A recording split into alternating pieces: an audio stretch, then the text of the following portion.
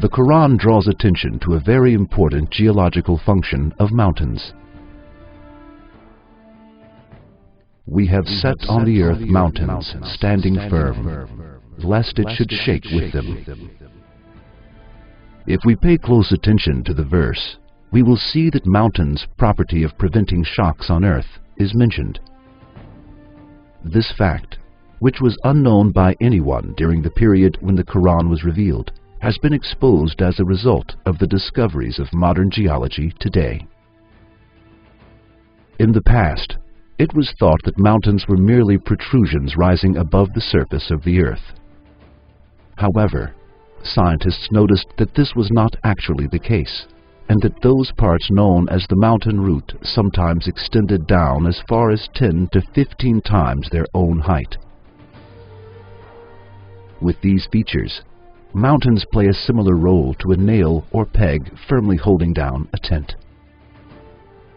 For example, Mount Everest, the summit of which stands approximately 9 kilometers above the surface of the earth, has a root deeper than 125 kilometers. Besides, mountains come into existence as a result of the movements and collisions of massive plates forming the Earth's crust. When two plates collide, the stronger one slides under the other. The one on the top rises by bending down and forms the mountains.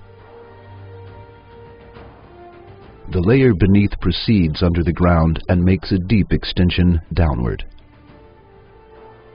Consequently, as stated before, mountains have a portion stretching downwards as large as their visible parts on the earth. Professor Ciavita, a world-renowned underwater geologist, made the following comments in reference to the way that mountains have root-like stalks attaching them to the surface. The fundamental difference between continental mountains and the oceanic mountains lies in its material. However, the common denominator on both is that they have roots to support the mountains. In the case of continental mountains, light, low-density material is extended down into the earth as a root. In the case of oceanic mountains, there is light material which supports the mountain as a root.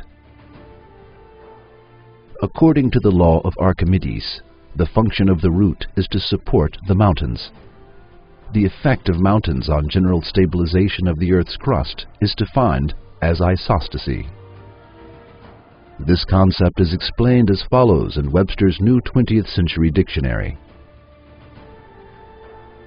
Isostasy is the general equilibrium in the Earth's crust, maintained by a yielding flow of rock material beneath the surface under gravitational stress.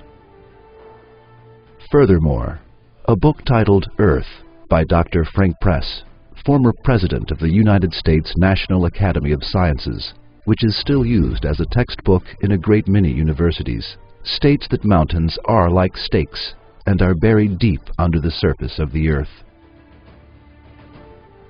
In some verses of the Quran, this role of the mountains is pointed out by a comparison with pegs. Have we not made the earth as a wide expanse, and the mountains as pegs?